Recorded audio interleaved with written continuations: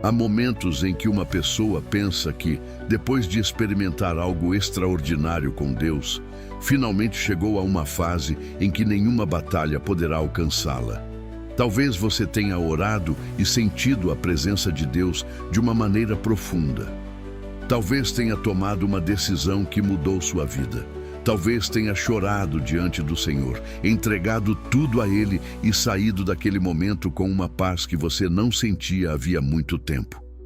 Mas então, inesperadamente, veio a luta. A tentação apareceu. O desânimo chegou. Uma porta que você não esperava se abriu. Uma antiga fraqueza voltou a bater a porta e você começou a perguntar: se eu realmente estou com Deus, por que estou passando por isso? Eu quero que você olhe comigo para Jesus, porque existe uma verdade que precisamos compreender antes de falar sobre qualquer armadilha espiritual. O fato de você pertencer a Deus não significa que você nunca será tentado. Em Mateus capítulo 3, Jesus está no Jordão. Ele é batizado. Os céus se abrem, o Espírito de Deus desce sobre ele como uma pomba, e uma voz vem do céu dizendo: este é o meu Filho amado, em quem me comprazo. Mateus 3,17. Que momento! O Pai declara publicamente a identidade do Filho. Não havia dúvida, Jesus era o Filho amado. Mas então chegamos ao capítulo seguinte. Mateus 4:1 diz: a seguir foi Jesus levado pelo Espírito ao deserto para ser tentado pelo diabo. Observe a sequência. Primeiro, o Jordão. Depois, o deserto. Primeiro, os céus abertos. Depois, a terra árida. Primeiro, a voz do Pai. Depois, a voz do tentador. Primeiro, a afirmação: este é o meu Filho amado. Depois, a provocação: se és filho de Deus. Você percebe a armadilha? O inimigo tenta atacar justamente aquilo que Deus havia acabado de afirmar. E isso ainda acontece. Talvez você tenha esquecido quem é porque está ouvindo a voz errada. Deus diz: você é meu. O inimigo diz: será mesmo? Deus diz: eu estou com você. O inimigo diz: se Deus estivesse com você, você não estaria passando por isso. Deus diz: permaneça firme. O inimigo diz: desista. Mas não confunda a voz da tentação com a voz da verdade. Jesus saiu da água do batismo e foi para o fogo da tentação. E isso nos ensina que seu deserto não é necessariamente sinal de abandono. Às vezes, o deserto é justamente o lugar onde Deus nos ensina a depender dele. Marcos 1,12 diz: e logo o Espírito o impeliu para o deserto. Jesus não foi para o deserto porque havia perdido a presença de Deus. Ele foi para o deserto sob a direção do Espírito. Isso deveria mudar a maneira como você olha para algumas lutas da sua vida. Talvez você esteja dizendo: Deus me abandonou. Mas talvez Deus esteja dizendo: continue confiando em mim. Talvez você pense: tudo está dando errado. Mas Deus pode estar trabalhando em você enquanto você não consegue enxergar. Nós gostaríamos de viver permanentemente no Jordão. Gostaríamos de permanecer no momento em que os céus estão abertos. Gostaríamos de ouvir somente palavras de aprovação. Gostaríamos de sentir Deus constantemente. Mas há momentos em que, depois da experiência da montanha, vem o vale. Depois da água, vem o deserto. Depois da vitória, vem a prova. E precisamos aprender a permanecer fiéis quando não estamos sentindo aquilo que sentíamos antes.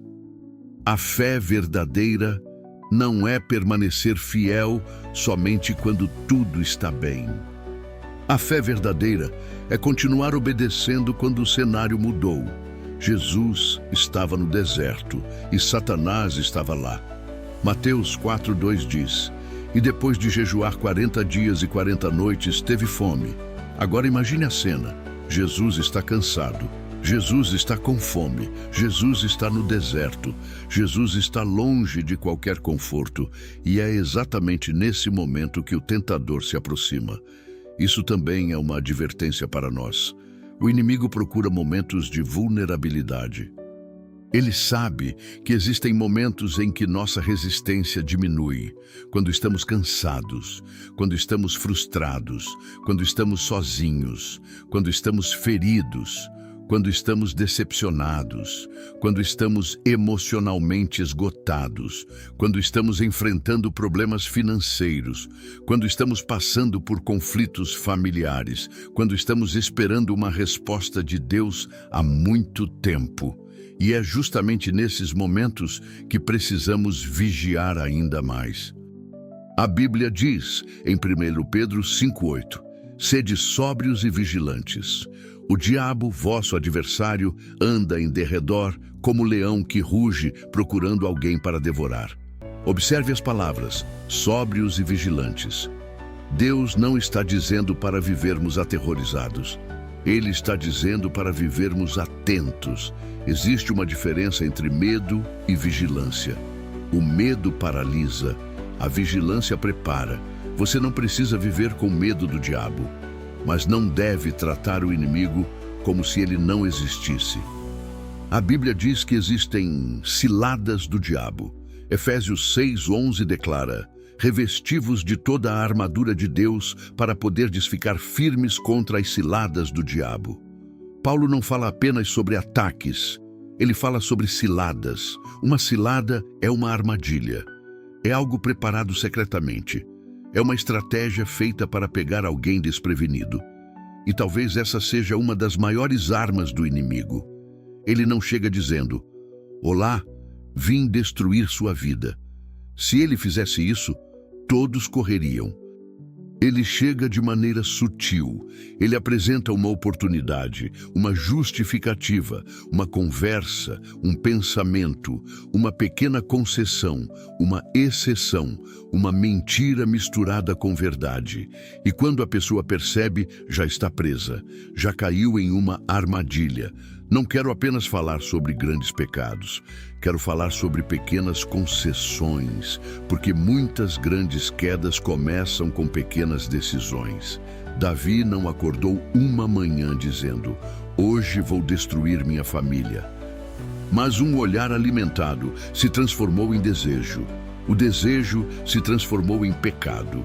O pecado trouxe consequências, e aquilo que começou com um olhar terminou em tragédia. Tiago 1:14-15 explica esse processo. Cada um é tentado pela sua própria cobiça, quando esta o atrai e seduz. Então a cobiça, depois de haver concebido, dá à luz o pecado, e o pecado, uma vez consumado, gera a morte. Observe a progressão: atrai, seduz, concebe, dá à luz o pecado, e o pecado produz morte. É assim que uma armadilha funciona.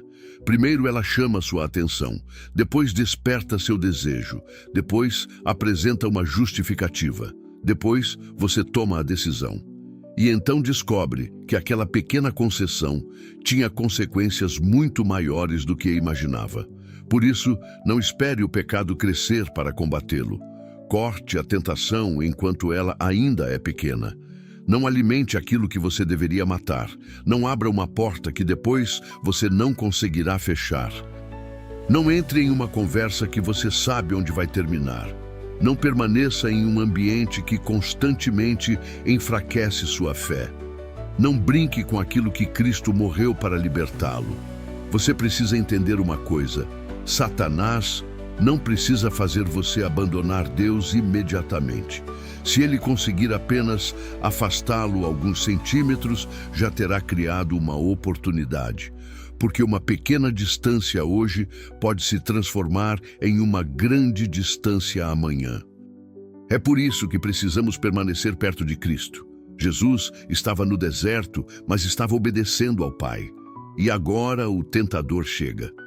Mateus 4:3 diz: então o tentador, aproximando-se, lhe disse: se és filho de Deus, manda que estas pedras se transformem em pães. Aqui está a primeira grande armadilha. Jesus estava com fome. A fome era real, a necessidade era legítima. Mas Satanás queria usar uma necessidade legítima para produzir uma desobediência. E essa é uma das maneiras mais perigosas pelas quais somos tentados. O inimigo não precisa necessariamente oferecer algo que você considera completamente errado. Às vezes, ele oferece algo bom no momento errado, da maneira errada ou fora da vontade de Deus. O pão não era pecado. Comer não era pecado. Jesus tinha poder para realizar aquele milagre. Mas havia uma questão maior. Jesus confiaria no Pai ou atenderia à sugestão do tentador? E aqui está uma pergunta para nós. Você consegue esperar o tempo de Deus quando está com fome? Você consegue permanecer íntegro quando está precisando de dinheiro? Você consegue permanecer puro quando está emocionalmente carente? Você consegue permanecer fiel quando está cansado de esperar? Você consegue dizer não quando a oportunidade parece boa, mas exige desobediência? Essa é a verdadeira batalha. Porque a tentação frequentemente aparece no momento em que estamos mais vulneráveis. E Satanás diz: resolva agora. Não espere. Você merece. Ninguém vai saber. É só desta vez. Depois você pede perdão. Mas Jesus respondeu: está escrito. Não só de pão viverá o homem, mas de toda palavra que procede da boca de Deus. Jesus estava dizendo, em outras palavras, minha necessidade não determinará a minha obediência. Que palavra para nós! Talvez você esteja esperando alguma coisa há muito tempo. Talvez esteja cansado. Talvez tenha uma necessidade urgente. Mas não permita que a sua necessidade faça você aceitar qualquer solução. Nem toda solução vem de Deus. Algumas soluções são armadilhas. Nem toda porta aberta é uma porta que você deve atravessar. Nem toda oportunidade é uma oportunidade de Deus. Nem toda proposta deve ser aceita.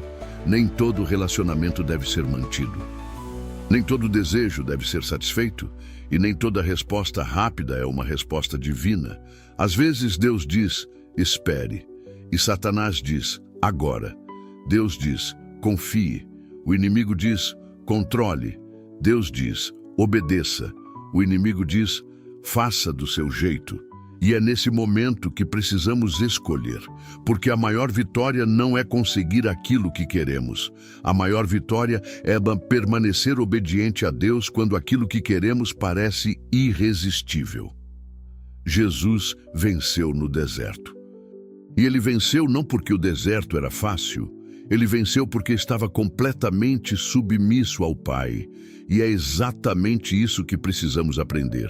Talvez hoje você esteja diante de uma armadilha. Talvez ninguém saiba. Talvez seja uma tentação secreta. Talvez seja algo que você vem alimentando há semanas, meses ou até anos. Mas Deus está trazendo isso à luz agora. Não para condená-lo, mas para libertá-lo. Porque aquilo que Deus revela, Ele pode transformar. E aquilo que você entrega a Cristo, Cristo pode redimir. Não importa quão forte seja a tentação. Não importa quão antiga seja a luta. Não importa quantas vezes você tenha falhado. Existe esperança em Jesus. Hebreus 4, 15 e 16 diz que temos um sumo sacerdote que foi tentado em todas as coisas, a nossa semelhança, mas sem pecado. E então vem a maravilhosa promessa. Aproximemo-nos, portanto, confiadamente, junto ao trono da graça. Não corra de Deus quando estiver sendo tentado. Corra para Deus. Não esconda sua fraqueza. Leve sua fraqueza para Cristo. Não confie na sua própria força. Confie naquele que venceu. Porque Jesus conhece o deserto. Jesus conhece a tentação. Jesus conhece a pressão. E Jesus venceu. E se você permanecer nele, a armadilha não terá a palavra final. Talvez você esteja saindo da água e entrando no deserto. Talvez você tenha acabado de viver um momento extraordinário com Deus e agora esteja enfrentando uma batalha que não entende. Não pense que Deus se esqueceu de você. O mesmo Espírito que estava sobre Jesus no Jordão estava com ele no deserto. E o mesmo Deus que esteve com você no seu momento de alegria estará com você também no seu momento de luta. O Jordão não foi o fim. O deserto também não será. A batalha não é a sua identidade. A tentação não é o seu destino. A armadilha não precisa ser a sua queda. Em Cristo, você pode permanecer de pé, e é por isso que precisamos continuar olhando para Jesus. Porque o inimigo pode preparar a armadilha, mas Deus prepara o caminho de escape. Como está escrito em 1 Coríntios 10:13, Deus é fiel e não permitirá que sejais tentados além das vossas forças. Pelo contrário, juntamente com a tentação, vos proverá livramento, de sorte que a possais suportar. Deus não prometeu ausência de tentação, Ele prometeu livramento no meio dela. E talvez essa seja a palavra que você precisava ouvir hoje. A tentação chegou, mas Deus ainda está presente. A batalha está acontecendo, mas Deus ainda está no controle. Você está no deserto, mas o deserto não é o fim. Permaneça firme, não caia na armadilha e continue olhando para Cristo. Há uma coisa que precisamos entender sobre as armadilhas espirituais. Elas raramente aparecem com a aparência de uma armadilha. Uma armadilha verdadeira é construída para parecer segura. O caçador não coloca uma placa dizendo: aqui está o perigo. Ele prepara o mecanismo, esconde o laço e espera. É por isso que a Bíblia fala tanto sobre vigilância, discernimento e sobriedade. O inimigo trabalha com sutileza, ele observa, ele espera, ele procura uma oportunidade. E quando encontra uma área vulnerável, ele apresenta uma proposta que parece fazer sentido. Foi exatamente isso que aconteceu com Jesus no deserto. Depois de 40 dias de jejum, Satanás se aproxima e diz: se és filho de Deus, manda que estas pedras se transformem em pães. Essa primeira tentação estava relacionada à satisfação. Jesus tinha uma necessidade legítima. Ele estava com fome, mas Satanás queria transformar uma necessidade em uma oportunidade de desobediência. E isso acontece conosco. Talvez você esteja pensando: eu só quero ser feliz. Mas a pergunta é: felicidade de acordo com quem? Eu só quero resolver minha vida financeira. Mas a pergunta é: a que preço? Eu só quero alguém que me ame. Mas a pergunta é: vou desobedecer a Deus para conseguir isso? Eu só quero aliviar essa dor. Mas a pergunta é: vou procurar alívio em algo que me afastará de Cristo? O inimigo conhece nossas necessidades. Ele sabe onde dói. Ele sabe aquilo que desejamos. Ele sabe aquilo que estamos esperando e pode usar exatamente aquilo que mais desejamos como isca. Por isso, precisamos aprender uma coisa: nem tudo aquilo que eu desejo deve ser imediatamente satisfeito. Existe uma diferença entre necessidade e direção. Você pode ter uma necessidade real e ainda assim precisar esperar o tempo de Deus. Você pode desejar algo legítimo e ainda assim precisar dizer não naquele momento. Você pode estar com fome e ainda assim não comer o pão oferecido pelo inimigo. Jesus poderia transformar as pedras em pães, mas ele não faria isso simplesmente porque Satanás mandou. Jesus não viveria sob a agenda do diabo, ele viveria sob a vontade do Pai. E sua resposta foi: está escrito, não só de pão viverá o homem, mas de toda a palavra que procede da boca de Deus. Jesus estava mostrando que a vida é maior do que a satisfação imediata. Vivemos em uma geração que foi ensinada a buscar gratificação instantânea. Queremos agora, queremos rápido, queremos resposta imediata, queremos prazer imediato, queremos resolver tudo hoje. Mas Deus muitas vezes trabalha através do processo. E uma das grandes armadilhas espirituais é confundir rapidez com direção divina. Nem tudo que acontece rapidamente veio de Deus. Às vezes, a porta que Deus abre exige espera. Às vezes, a resposta de Deus exige perseverança. Às vezes, Deus não remove imediatamente aquilo que está nos incomodando, porque está trabalhando algo mais profundo em nosso caráter. Paulo conheceu essa experiência. Ele fala em 2 Coríntios 12 sobre um espinho na carne. Ele pediu 3 vezes que Deus o removesse. Mas Deus respondeu: a minha graça te basta, porque o poder se aperfeiçoa na fraqueza. Paulo queria remoção. Deus ofereceu graça. Paulo queria alívio imediato. Deus ofereceu dependência. E talvez você esteja pedindo a Deus que mude uma circunstância enquanto Deus está trabalhando em você dentro daquela circunstância. Não permita que o inimigo use a sua impaciência para colocá-lo em uma armadilha. Espere no Senhor.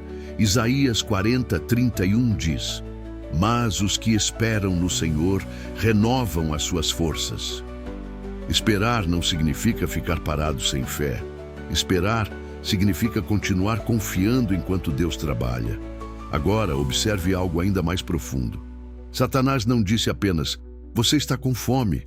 Ele disse: se és filho de Deus. Por quê?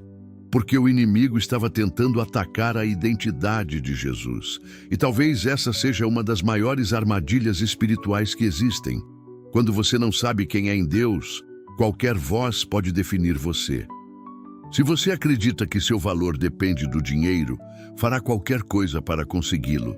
Se acredita que seu valor depende da aprovação das pessoas, viverá escravo da opinião delas. Se acredita que precisa provar alguma coisa, será constantemente manipulado. Mas Jesus sabia quem era. O Pai já havia declarado: este é o meu filho amado. Jesus não precisava provar sua identidade para Satanás. E você também não precisa. Você não precisa provar para o mundo que é importante. Não precisa provar para pessoas que rejeitaram você que elas estavam erradas. Não precisa destruir sua paz, tentando impressionar aqueles que não reconhecem seu valor. Se Deus é suficiente, você pode permanecer em silêncio. Se Deus aprovou você, você não precisa da aprovação de todos. Se Cristo o recebeu, você não precisa viver mendigando aceitação. E o inimigo sabe disso. Por isso ele tenta atingir nossa identidade. Ele sussurra: você não é bom o bastante. Você nunca vai mudar. Você é um fracasso. Deus não pode usar alguém como você. Você sempre será assim. Mas a voz do Evangelho diz: em Cristo há nova vida.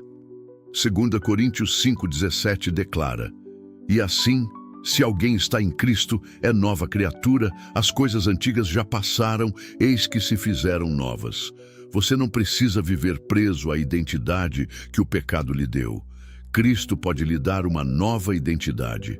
Agora, chegamos à segunda armadilha. Satanás leva Jesus ao pináculo do templo. Mateus 4:5-6 diz que ele o colocou sobre o pináculo e disse: se és filho de Deus, atira-te abaixo. E então, Satanás faz algo assustador. Ele cita a Bíblia. Ele usa o Salmo 91. Isso nos mostra que nem toda voz que usa versículos está necessariamente falando a verdade. Nem todo discurso religioso vem de Deus. Nem toda pessoa que diz "a Bíblia diz" está interpretando corretamente o que a Bíblia diz. Satanás conhecia as Escrituras, mas as distorcia. E isso é extremamente importante. Porque uma das maiores armadilhas espirituais não é uma mentira completa, é uma verdade parcialmente distorcida. Uma mentira completa é fácil de identificar.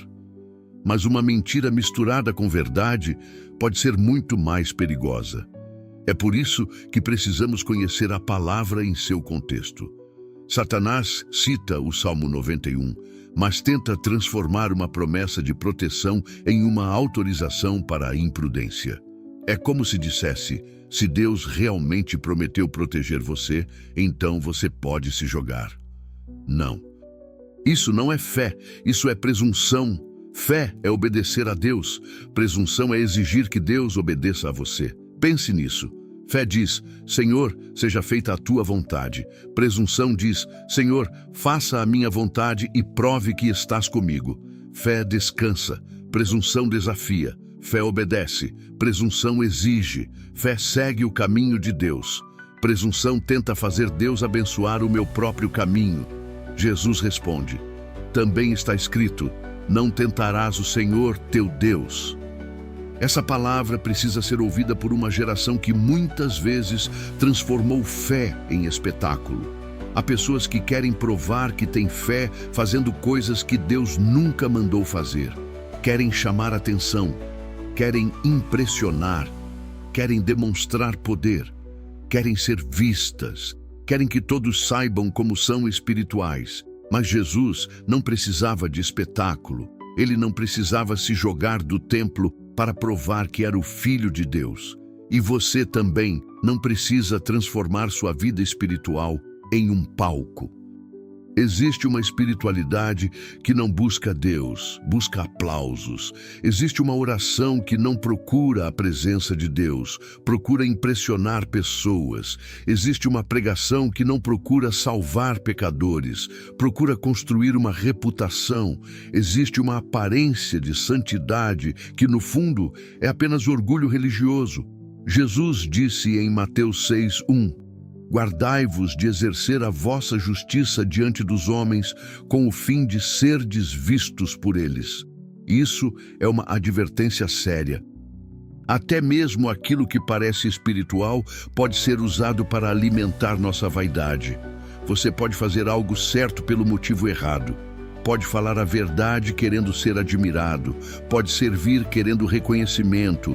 Pode orar querendo aplausos. Pode pregar querendo fama. Pode fazer caridade querendo aprovação. E quando a glória que deveria pertencer a Deus começa a ser direcionada para nós, existe uma armadilha. Precisamos perguntar: por que estou fazendo isso? Não apenas o que estou fazendo, mas por que estou fazendo? Porque Deus não olha apenas para a aparência. Ele olha para o coração. 1 Samuel 16:7 diz: o homem vê o que está diante dos olhos, porém o Senhor olha para o coração. E talvez hoje Deus esteja mostrando a você uma área que ninguém mais consegue enxergar. Talvez por fora esteja tudo bem, mas por dentro existe uma luta. Por fora você sorri, por dentro está cansado. Por fora você fala de fé, por dentro está cheio de medo. Por fora todos admiram sua espiritualidade. Por dentro você sabe que precisa voltar para Deus. Não tenha medo de reconhecer isso. A graça de Deus não é para pessoas que fingem ser fortes. A graça de Deus é para pessoas que reconhecem sua necessidade. Agora chegamos à terceira tentação. Satanás leva Jesus a um monte muito alto. Mostra os reinos do mundo e a glória deles, e diz: tudo isso te darei se prostrado me adorares.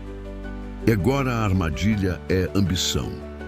Poder, glória, influência, domínio, reconhecimento. Satanás oferece a Jesus uma coroa sem cruz. Ele está oferecendo glória sem sofrimento, reino sem calvário, mas Jesus sabia que o caminho do Pai passava pela cruz. A tentação era tomar um atalho, e Satanás continua oferecendo atalhos. Você quer crescer? Faça isso. Quer dinheiro? Faça aquilo. Quer reconhecimento? Comprometa seus princípios. Quer chegar ao topo? Passe por cima de algumas pessoas. Quer sucesso? Faça uma pequena concessão. E aqui está uma verdade que precisamos guardar. O diabo oferece atalhos para destinos que Deus quer alcançar através de processos. Deus trabalha no caráter.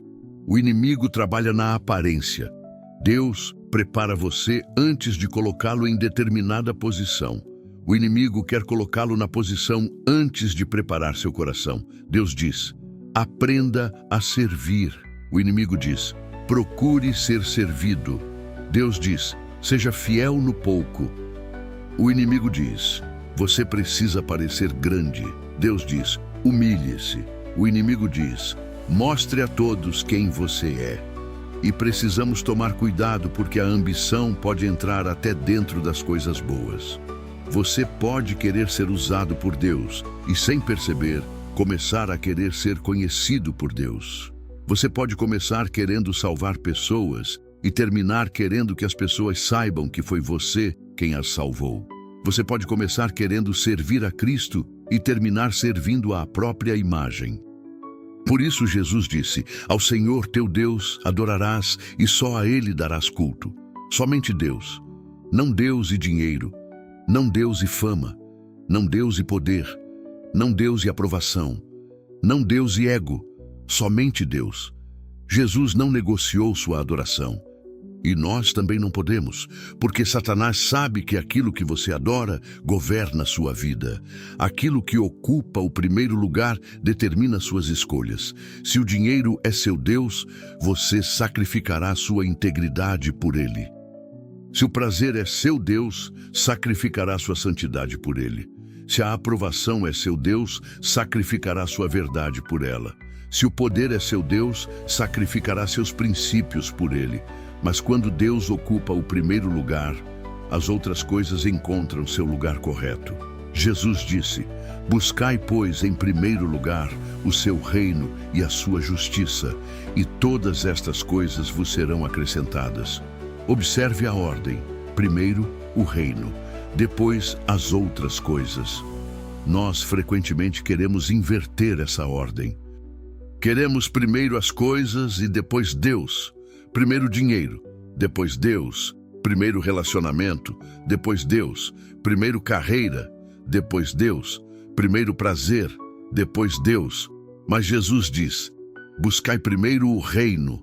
Talvez a maior batalha da sua vida não seja contra aquilo que está tentando entrar nela. Talvez seja contra aquilo que já ocupa o trono. E agora eu quero que você faça uma pergunta a si mesmo. O que ocupa o primeiro lugar no meu coração? Se você perder aquilo que considera mais importante, ainda conseguirá adorar a Deus? Se Deus disser, espere, você continuará confiando? Se Deus disser não, você continuará obedecendo? Se ninguém reconhecer seu trabalho, você continuará servindo? Se a bênção demorar, você continuará fiel? Porque é no deserto que descobrimos quem realmente governa nosso coração. No Jordão, Jesus ouviu: este é meu filho amado. No deserto, Jesus demonstrou que vivia para o Pai.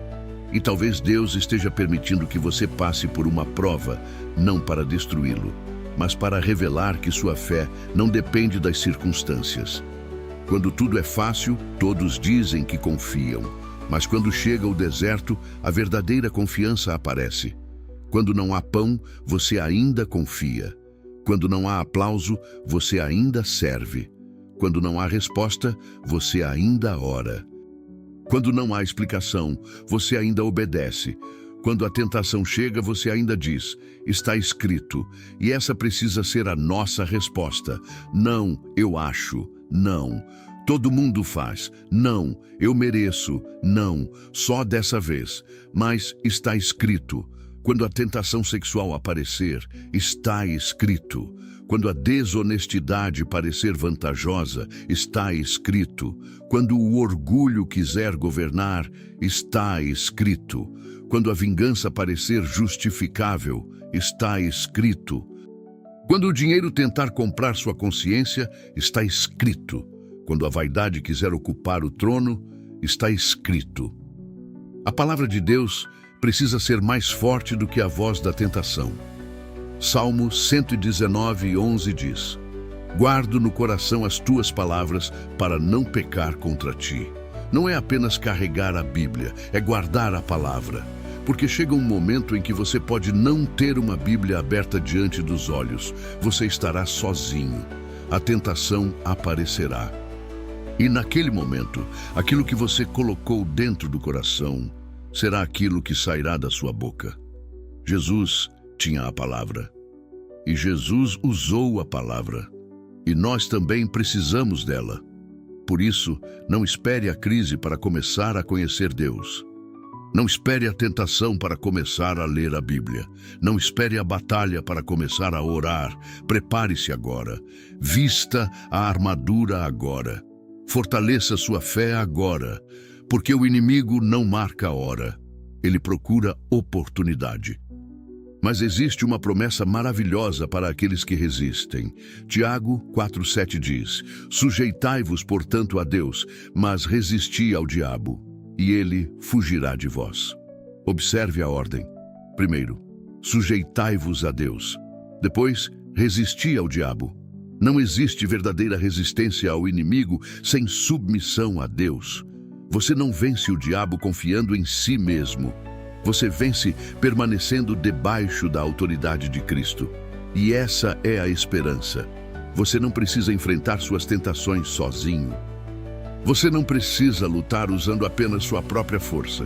Você pode se aproximar de Cristo, pode clamar, pode orar, pode pedir ajuda, pode fugir daquilo que precisa ser evitado, pode fechar a porta, pode cortar a oportunidade, pode dizer não, pode escolher obedecer. E quando você fizer isso, descobrirá que Deus é fiel. A armadilha pode estar diante de você, mas Cristo está acima dela. A tentação pode ser forte, mas a graça é maior. O inimigo pode sussurrar, mas a palavra de Deus fala mais alto. O deserto pode ser longo, mas Deus continua presente. E quando Satanás perceber que você não está disposto a negociar sua fé, ele encontrará uma porta fechada, porque existem batalhas que você vence dizendo não. E existem tentações que você vence simplesmente não ficando perto delas. Não converse com aquilo que Deus mandou você abandonar. Não negocie com o que Cristo chamou de pecado. Não tente descobrir até onde você pode chegar sem cair. Pergunte outra coisa. Até onde posso permanecer perto de Jesus? Essa é a pergunta certa. Porque o objetivo da vida cristã não é descobrir quão perto podemos chegar do pecado sem pecar. É descobrir quão perto podemos permanecer de Cristo. E quanto mais perto de Cristo estivermos, menos atraente será aquilo que tenta nos afastar dele. O inimigo preparou 3 armadilhas: satisfação, presunção, ambição. Mas Jesus respondeu com 3 verdades. A palavra acima da necessidade, a fé acima da presunção, a adoração acima da ambição. E isso também pode ser sua vitória. Quando a necessidade gritar, permaneça na palavra.